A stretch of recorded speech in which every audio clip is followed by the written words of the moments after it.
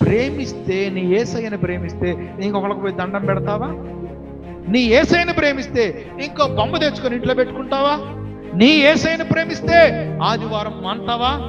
నీ యేసయ్యను ప్రేమిస్తే దశమ భాగం ఇవ్వకుండా ఉంటావా? నీ యేసయ్యను ప్రేమిస్తే విశ్రాంతి దినాన్ని పాటించుకుని ఉంటావా? సో ఆన్సర్ వచ్చేసింది. ఈ 5 కలిపి సింపుల్గా తేల్చి చెప్పాడైనా, నీ దేవుడైన యెహోవా పూర్ణ మనసుతో, పూర్ణాత్మతో, పూర్ణ బలముతో. సెకండ్ వన్, అవన్నీ దొంగతనం, కొట్లాటలు, హత్య, వ్యభిచారం ఇవన్నీ కాదు. కానీ నిన్ను వలే నీ పొరుగువాడిని కూడా, నిన్ను వలే నీ పొరుగువాడిని ప్రేమించేటప్పుడు చంపుతావా? దొంగతనం చేస్తావా?